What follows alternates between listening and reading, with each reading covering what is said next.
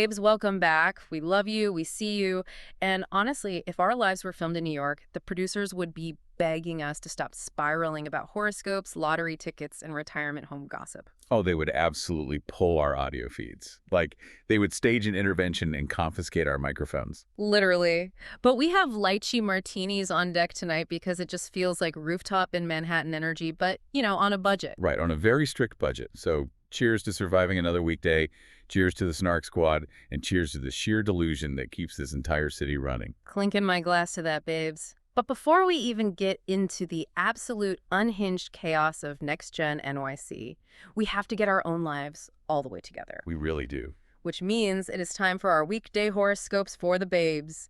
I need everyone to listen closely because the universe is not playing games this week. Let's start with our fire signs. Aries. Okay, what do we have for Aries? Your weekday vibe is unhinged confidence. The love prediction. Avoid anyone with a podcast, which I know is ironic coming from us, but save yourselves. Honestly, solid advice. Podcast bros are a red flag. Total red flag. Work warning, do not hit reply all when you're feeling spicy. Your friendship forecast is that you are the drama this week, and you just need to own it. Embrace the mess, Aries. Right. Lucky coffee order is an iced Americano, 4 shots, no sweetener. And the one thing you need to stop overthinking immediately, that text you sent in 2019, they don't remember, just let it go. Let it go. Okay, moving to Taurus. The vibe is expensive exhaustion. Love prediction, you are going to fall in love with someone's throw pillows before you fall for their personality. I feel attacked. A good buckle pillow changes everything. It does. But work warning, your boss knows you are online shopping. Friendship forecast, you will cancel plans on Thursday, and your friends will secretly be thrilled because they wanted to cancel too. Oh my God, the relief of a canceled Thursday plan is unmatched. It's the best feeling. Your coffee order is an absurdly complicated oat milk flat white. And you need to stop overthinking your retirement fund. Like, we are all going down with the ship. Just buy the shoes. Buy the shoes. Okay, Gemini. Your vibe is chaotic neutral. Love prediction, you are entertaining 3 situationships and you honestly hate all of them. Sounds exhausting. So exhausting. Work, you will have a brilliant idea in a meeting and immediately forget it. Friendship, you are the therapist this week, so you need to charge an hourly rate. Send an invoice. Literally Venmo request them. Coffee is a matcha latte that looks like swamp water. And stop overthinking why they left you on read. Their phone died or they are just boring. They're definitely just boring. Okay, Cancer, sweet Cancer. Vibe is emotionally unavailable but crying at a TikTok of a golden retriever. Wait, I did that this morning. See? It's accurate.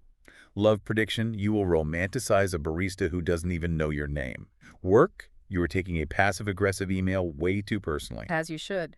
Corporate language is violence. It is.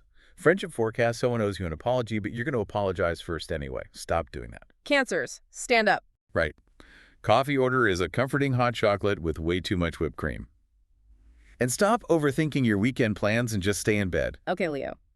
Vibe is main character syndrome, but the script is an absolute mess. Typical. Right. Love, you will demand attention from someone who is actively ignoring you. Work, you will take credit for a group project. Friendship, you will be offended that you weren't invited to something you didn't even want to go to. Oh, the FOMO is real, even when you hate the plans. Exactly. Coffee is something neon-colored from a secret menu. And stop overthinking your outfit. You look better than everyone else anyway. Always. Okay, Virgo, my babes. Vibe is aggressively organizing a junk drawer instead of dealing with your emotions. Love, you will judge a date based entirely on their font choices. Wait, if they use Comic Sans, it's over. It's an immediate block. Work, you are doing the jobs of 3 people and getting paid for half of one. Friendship, you will send a highly detailed itinerary for a casual dinner. We love a schedule, though. We do. Coffee order is black drip coffee because you have absolutely no time for joy. And stop overthinking the fact that you can't control the weather. Just bring an umbrella, No. Libra. The vibe is aesthetic panic. Love, you will flirt with a bouncer just to see if you still have it. You do still have it, for the record. Obviously. Work, you will spend 2 hours formatting a spreadsheet to look pretty instead of actually filling it out. Friendship, you are mediating a fight between 2 people who both suck. Walk away, Libra. Just walk away. Coffee is a vanilla, sweet cream, cold brew that is basically 90% sugar. And stop overthinking whether or not your aesthetic is cohesive. Nobody cares about your Instagram grid anymore. Grids are dead. Okay. Okay, Scorpio. Vibe is plotting revenge for a minor inconvenience. Love, you will aggressively interrogate a hinge match about their relationship with their mother. It's important information. Very important. Work, you will discover a secret about your manager and just store it away for future leverage. Friendship, you will ignore the group chat for 3 days and then drop a massive bombshell. So toxic, I love it. Right. Coffee is espresso, black, drink in total silence. Stop overthinking betrayal. Sometimes people are just stupid, not malicious. That is profound. Okay, Sagittarius. Vibe is running late and blaming public transit. Love, you will invite someone on a spontaneous road trip instead of asking them on a normal date. A road trip for a first date is a hostage situation. It literally is. Do not do that. Work, you will overpromise on a deadline because you are wildly optimistic about your time management skills. Which are non-existent. Non-existent. Friendship, you will promise to be at brunch at 11 a.m. and show up at 1 p.m. with a great story. Coffee is whatever the person in front of you ordered. And stop overthinking commitment. It's not a trap, it's just a dinner reservation. Capricorn. Vibe is judging everyone silently. Love, you are treating dating like a job interview, and you are currently not hiring. The position has been filled by yourself. Exactly. Work, you are already planning your Q4 goals, and it is barely Tuesday.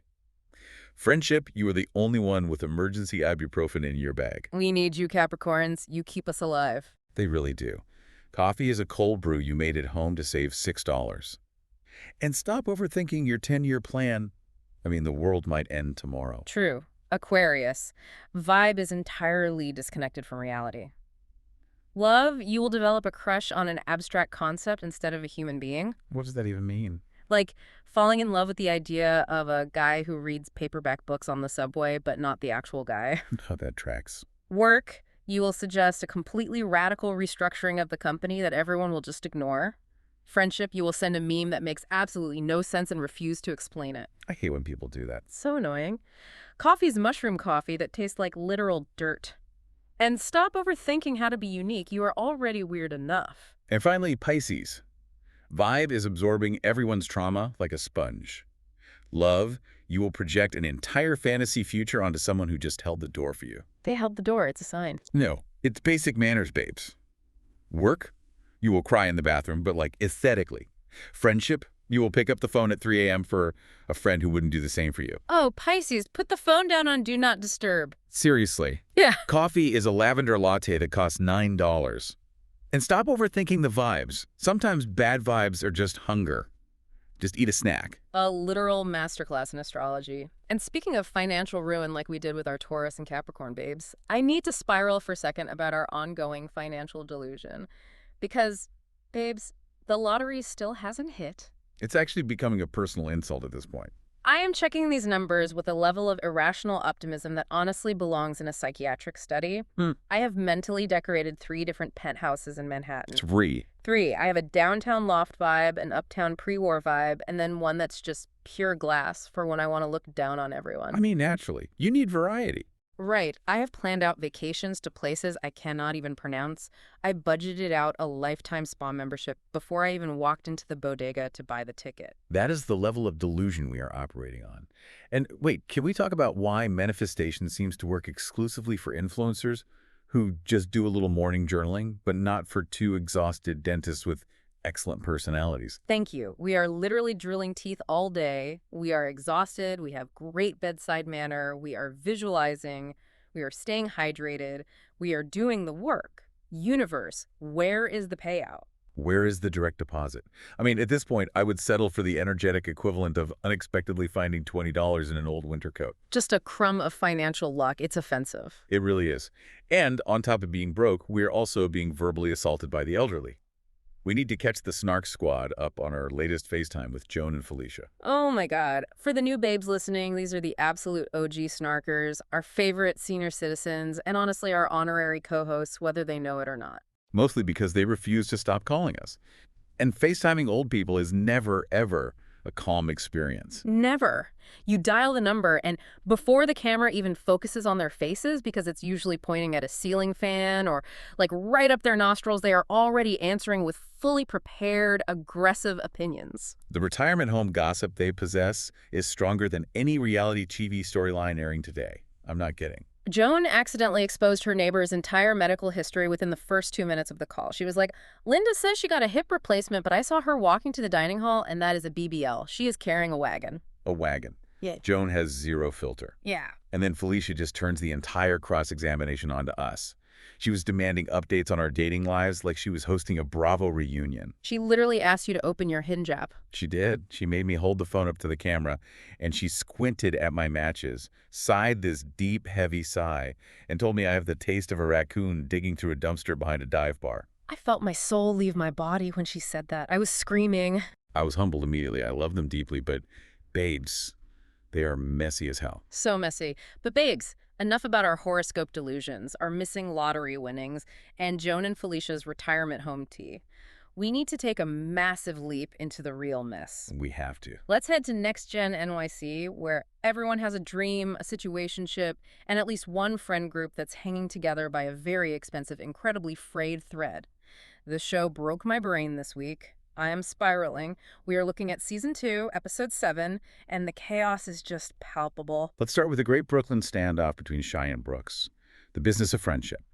If we look at the mechanics of what is actually happening here, Shai's situation is a clinical demonstration of reality TV consequences bleeding into real life. Right, because he just lost his corporate art job. Exactly. The corporate world literally looked at his Bravo connection and deemed him a reputational hazard. He lost his health insurance, his steady paycheck, his entire livelihood, all because he's on this show. Which means this fashion line he is launching isn't just a cute little side hustle or a vanity project like it is for the rest of them. It is survival. It's his rent money. Yes. He has a pop-up coming, he has clothes he physically made with his own two hands, and he desperately needs a successful photo shoot to drive sales. So he reaches out to his castmate, Brooks, to model. Now I have to stop here because Brooks has been dodging Shai like he owes him 50 grand. Oh, the dodging was Olympic level.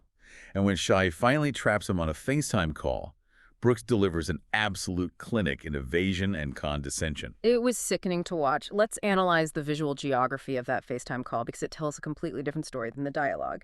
On one side of the screen, you have Shai. He is in an actual dusty working studio. Right, he's physically sewing garments. He has tape measures around his neck. He is sweating. He is producing tangible goods for society. And on the other side, you have Brooks, sitting at a pristine empty desk, aimlessly doodling on a notepad, staring at a computer screen, looking at measurements for a zipper pull. A zipper pull. He is putting on this elaborate performance of being a highly stressed, in-demand fashion mogul. It's like watching a toddler pretend to work in an office. He is literally playing dress-up. He totally is. But consider this. Brooks uses the most manipulative tactic to shut Shai down. He weaponizes a completely unrelated grievance to avoid helping him. He brings up the Ariana and Hudson breakup. Oh, that was so gross. Brooks claims that because Shai allegedly called Ariana cute while warning Hudson about her new romance, Shai is fundamentally untrustworthy. Brooks is taking an interpersonal piece of petty gossip and using it as a professional roadblock. But I'm going to push back on the idea that this is just manipulation, though. Yeah. I honestly think it's pure, unadulterated projection. Brooks isn't mad about Ariana and Hudson. Brooks is threatened by Shai.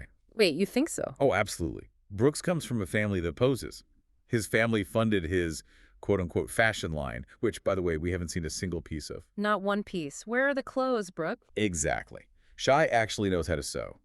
Shai's tangible talent holds up a mirror to Brooks's total lack of ability. So Brooks adopts this incredibly cruel, aloof persona to protect his own fragile ego. Okay, that makes so much sense, but you're ignoring the whole bureaucracy defense Brooks tries to use. When the moral high ground argument completely fails, Brooks suddenly claims he can't model for Shai because he is signed to a modeling agency. Right, and everything has to go through his reps. He literally looks at the camera and says, "My hands are tied." Which is the biggest lie told on television this year. If you are modeling anything, Brooks, it is a catalog. It is giving JCPenney's Labor Day clearance sale. Nobody is booking him for high fashion campaigns in Milan. Nobody. It is the adult equivalent of saying, "My mom says I can't come over." Yeah. He is using an imaginary corporate bureaucracy to avoid just saying, "I am jealous of you and I don't want to help you." And he tops it off by telling Shai, a man who just lost his real job, that he is doing him a favor and a courtesy by returning his call in the middle of a workday. A workday? Brooks is looking at a zipper pull online. He doesn't have a workday. Shai is discovering, in real time, that the illusion of reality TV friendship offers zero real-world security. Like, Riley even confirms this later when she takes Shai to lunch and tells him, "Cold as ice. I have friends in this group. You have acquaintances." Ouch. The currency for this cast isn't loyalty, it's leverage. It is so dark. But as we look at Ava Dash's situation, we realize it's not just the friendships that are an illusion in the social circle, it's the financial independence, too. We have to pivot to the nepotism and real estate reality check of it all. Ah, the real estate drama. Because Ava just went through an explosive breakup with her boyfriend Tyler, or Omar, depending on which timeline we are looking at. The show's editing is messy, but the point is, she checked his phone, found shady behavior while he was in LA, and she bolted. She desperately needs her own apartment. Right, so she finds a place, but she hits the ultimate New York City brick wall. She calls her mother, the iconic fashion designer Rachel Roy, and asks her to act as a guarantor. And Rachel Roy gives her a flat, undeniable no. She says she doesn't believe in it. She wants Ava to learn true independence, and she doesn't want to be liable for a broken lease. Ava's jaw practically unhinges on camera. If we break down the brutal mechanics of NYC real estate, landlords operate on a system designed to crush the young and optimistic. I mean, you live in New York, you know this. It's a nightmare. To qualify for an apartment on your own, you must prove an annual income of 40 times the monthly rent. So if you find a tiny, mediocre apartment for $4,000 a month, you have to prove you make $160,000 a year. On paper. And if you don't make that, which reality TV rookies like Ava absolutely do not, no matter how many Instagram followers they have, you need a guarantor. And the guarantor must make 80 times the rent. 80 times. That is $320,000 a year of guaranteed income just to co-sign a basic lease in Manhattan. This highlights the wildest paradox of this cast. They have the aura of incredible wealth. Right, they're walking around in designer clothes. They are eating at prime restaurants, they're taking Ubers everywhere, but they do not have the actual liquid assets to secure a basic lease without their parents' tax brackets backing them up. They are completely trapped in the space between their parents' legacy and their own entry-level reality TV salaries. But I have to give Ava credit, because when someone asks her the most logical question, why she doesn't just ask her father, Damon Dash, to be the guarantor, she delivers the single greatest deadpan response of the entire season. I know exactly what you're going to say. She just stares at them and says, "He's bankrupt. Why would I ask him about taxes?" It is the most uniquely Nepo baby problem I have ever heard in my life. You can't ask your legendary music executive father for help because his highly publicized financial ruin makes him completely useless on a standard real estate application. It punctures their glamorous illusion so violently, and I laughed out loud. Like, she is so real for that. She really is. But while Ava is dealing with the nightmare of housing, Ariana is fully submerged in a romantic comedy that feels suspiciously heavily produced. Her rebound romance with Liam is moving full steam ahead. And babes, Liam is, well, he's a lot. He is the anti-Hudson. Hudson was this aloof, private jet billionaire heir who screened her calls and acted like he was too good for the show. Liam rides a motorcycle that terrifies Ariana. He buys her ice skates, and he brings these wildly unglamorous human quirks to the screen. We have to talk about the hot chocolate date.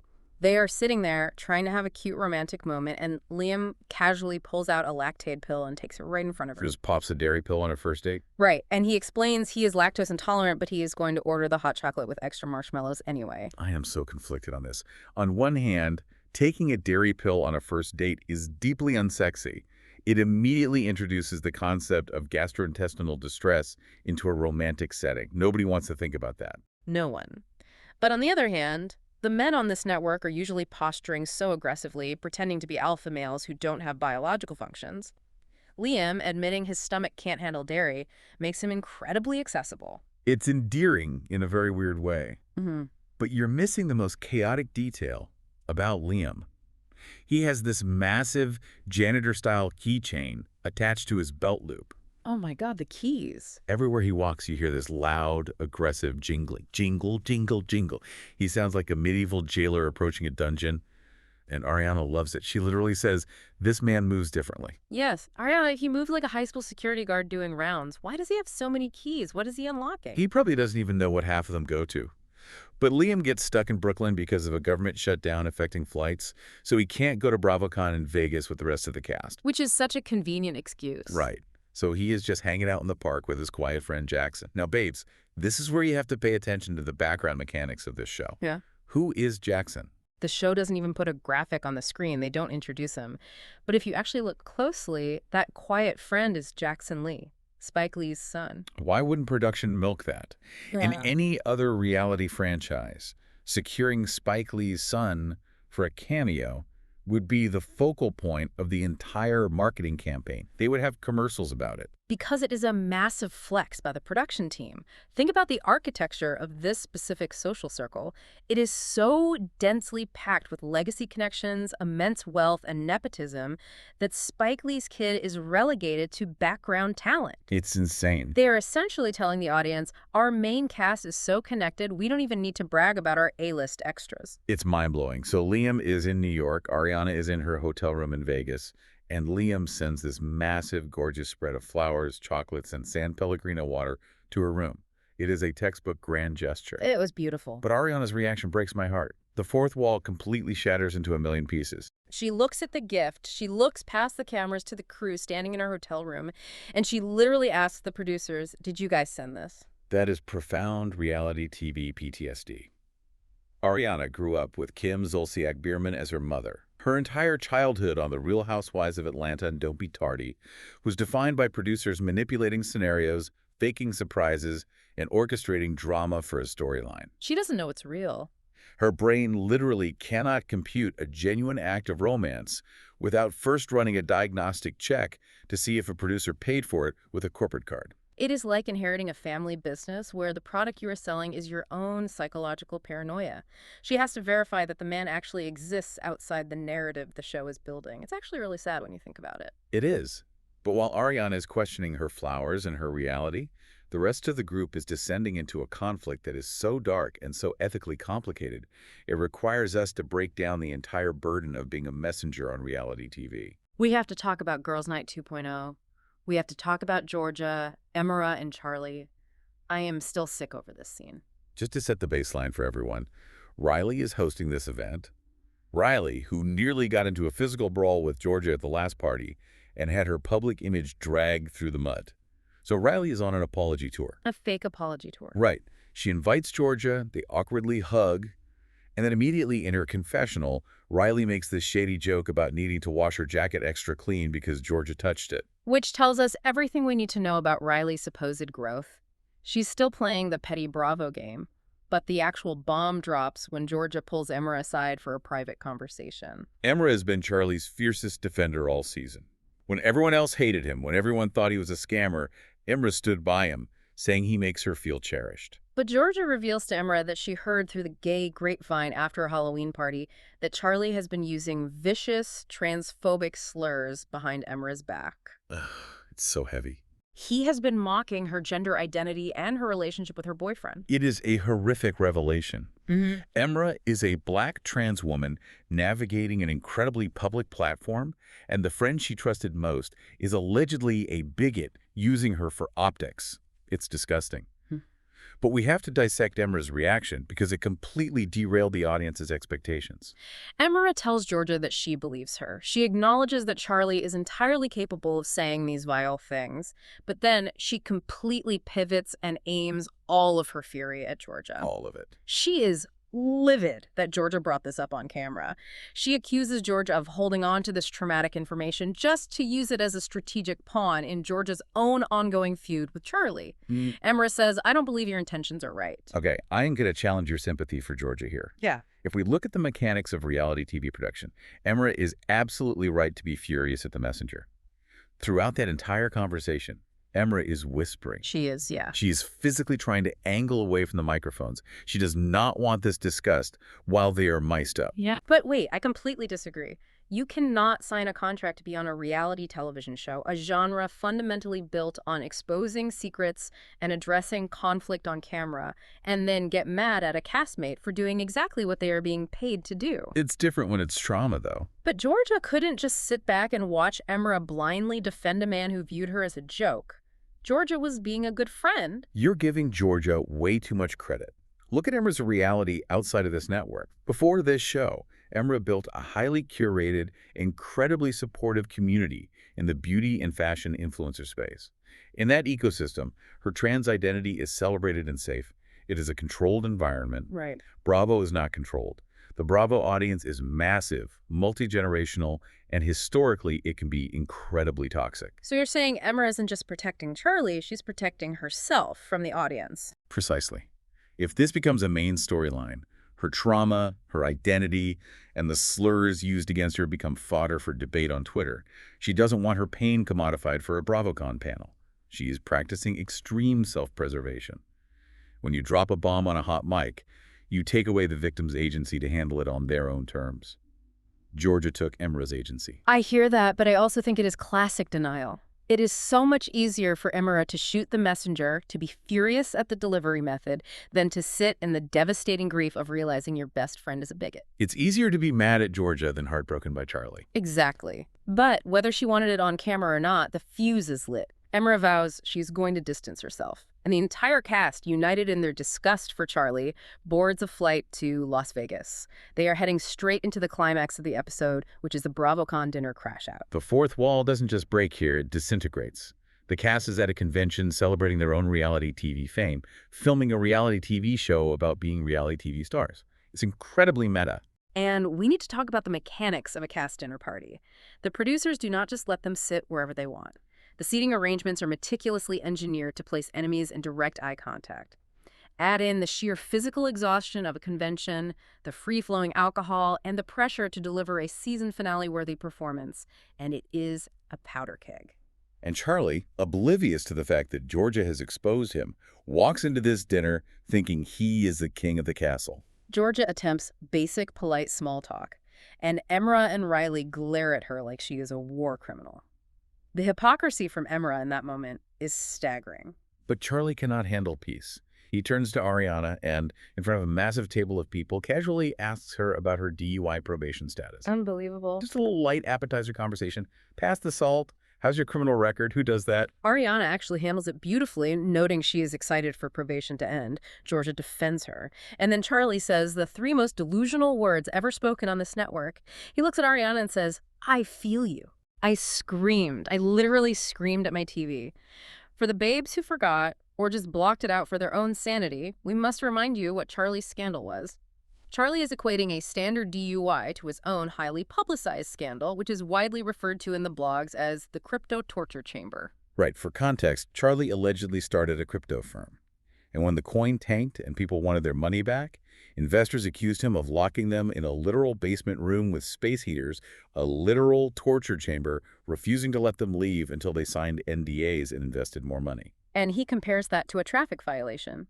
The lack of self-awareness is clinical. But he keeps digging. He addresses the table and asks if you had to choose, who's the most dishonest at this table? That is a producer-fed prompt if I have ever heard one. He is trying to force a storyline, but he grossly miscalculated the room. Ariana immediately fires back, "You asked a question you obviously know the answer to. It's you." And Georgia finally corners him. She exposes a direct, undeniable lie. Charlie had claimed he hadn't seen Georgia's ex-boyfriend, Omar. Georgia reveals they have hung out 20 times. Cut. Charlie tries to defend himself by saying he didn't want to be the middleman. Georgia annihilates his logic, she says. Then don't hang out with him. You should have chosen me. When a cornered reality TV star runs out of logical defenses, they always revert to the lowest possible, fourth wall-breaking blow. Charlie screams across the table, "Suck my dead word, Georgia. I brought you on this show." It is the ultimate trump card. He is weaponizing her employment status. But the cast is so exhausted by him that Brooks, lazy, unbothered Brooks, literally laughs in Charlie's face. But here is where the editing gives us the most surreal, whiplash-inducing moment of the season. They are screaming, veins are popping, Georgia stands up in a fury to storm away from the table, and as she stands up, Charlie completely pauses his rage, looks at her legs, and sincerely says, "Such a sick outfit she's wearing, though. Beautiful pants, unbelievable pants." And Shai chimes in. He yells, "Great pants." They are eviscerating each other's moral character, but they are fashion kids at heart. They cannot let a beautifully tailored trouser go unacknowledged, even during a blood feud. It is high camp. It's so absurd. But the comedy dies instantly, because we arrive at the bait and switch. Georgia is gone. Emira is alone at the table with Charlie. This is the moment. The audience is practically vibrating, waiting for Emira to absolutely decimate him for the transphobic slurs. Charlie asks if the things he says are ever wrong. Emira says people say things to their friends in confidence, but never a slur. Charlie plays dumb, asking what slur he used. And the edit just cuts away. We don't hear the specifics, which again proves Emira likely demanded production protect those details. But when the camera cuts back, we see the true tragedy of this dynamic. Yeah. Emira doesn't banish him. She doesn't hold him accountable at all. She coaches him. She gives him a PR masterclass on how to handle Georgia. She tells him, just tell her to keep my name out of your mouth. We keep it cordial. We don't need to go deep. She's writing his script to get out of the conflict. This is the cult of Charlie in full effect. The Reddit threads were in mourning. Fans felt totally betrayed. But if you look at the psychology, Charlie operates by making people feel exclusively chosen. He isolates them with affection. Emira is trapped in that cult. She would rather live in a comfortable delusion where her best friend isn't a bigot than face the terrifying reality of cutting him off and standing alone on national television. She prioritizes the fragile piece of the ensemble over her own moral boundaries. She literally blames Georgia again, saying she is tired of being collateral damage. And as they are arguing about this in the most depressing visual metaphor imaginable, the waitstaff brings out a birthday cake for Shai. Poor Shai. He lost his job. He was humiliated by Brooks on FaceTime. He's sitting in the middle of a toxic screaming match, and now he has to blow out a sparkler while everyone contemplates their own moral decay. It is grim. Which brings us to the segments, babes. We need to cleanse our palates and judge these people formally. Segment 1. Main character of Manhattan. Who is the episode MVP? Oh, I am giving MVP to Rachel Roy.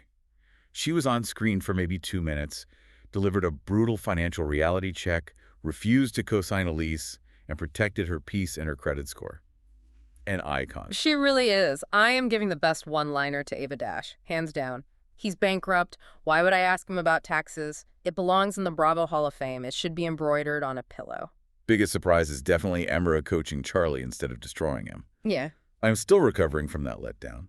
Most chaotic energy is Charlie comparing a DUI to the crypto torture chamber. And the person I'd actually want to grab brunch with, Shai. I feel like he needs a hug, a mimosa, and someone to buy a t-shirt from his pop-up. I will be that person. I believe a good brunch can fix a broken friendship, or at least a broken spirit. Moving to segment 2. The group chat leaked. Imagine if this cast's private iMessage thread leaked right after the BravoCon dinner. Okay, I have the fake texts ready. Riley texts, can everyone please Venmo me for the extra clean and dry cleaning bill? Perfect. Brooks texts, sorry, I'm too busy looking at a zipper pull to send money. Also highly accurate. Georgia texts, Charlie, you are a liar and a fraud. Charlie texts back, whatever, your pants look incredible, though. And Ava texts, does anyone have an extra $320K they can claim on a tax return for me? Just asking for a friend. Segment 3, NYC Survival Rankings. Let's rank this cast based on who would actually survive 1 year in New York City with zero family money, no legacy connections, and absolutely no influencer sponsorships. Shai is at the top. He has the best hustle. He is physically creating a product. He knows how to sew. He knows how to grind. He would survive. The most resourceful is actually Georgia. She operates like a tactical sniper. She gathers intel, waits for the perfect moment, and deploys it. She would be an incredible corporate spy or a terrifying PR executive. The first person to move back home is Brooks. The second he realizes you cannot pay rent with doodles and condescension, he is packing his bags and heading back to the family estate. And the most likely to accidentally become famous without trying? Liam? He would just be walking down the street, jingling his massive keychain, popping a lactate pill, and a street-style photographer would make him the face of a new, quirky indie brand. Finally, segment 4. Next week, predictions. What is coming next? The next friendship fallout has to be Emira and Riley. Riley was already glaring at everyone, and Emira's refusal to hold Charlie accountable is going to fracture the girls completely. The next unexpected romance. I predict Brooks is going to try and date someone completely outside the group, just to prove he has a storyline that doesn't involve dodging Shai. The next career pivot, Ava is going to try to become a real estate broker just so she never has to ask for a guarantor again. In one completely ridiculous prediction that somehow feels possible, Spike Lee's son, Jackson, speaks his first line of dialogue, and it is just to tell Liam his keys are too loud. It's guaranteed to happen. Snark Squad, we need to hear from you. Which weekday horoscope felt suspiciously accurate to your current mental breakdown? And what would you buy first if your imaginary lottery numbers finally hit? And do you also have an older relative or friend who delivers gossip that puts reality TV to shame? Sound off in the reviews. I need the Joan and Felicia stories immediately. Thank you for spiraling with us, babes. Make sure you subscribe, leave a review, and share the show with another reality TV loving babe who understands the struggle. Dream big, Stay chaotic, and we'll see you on the snark side.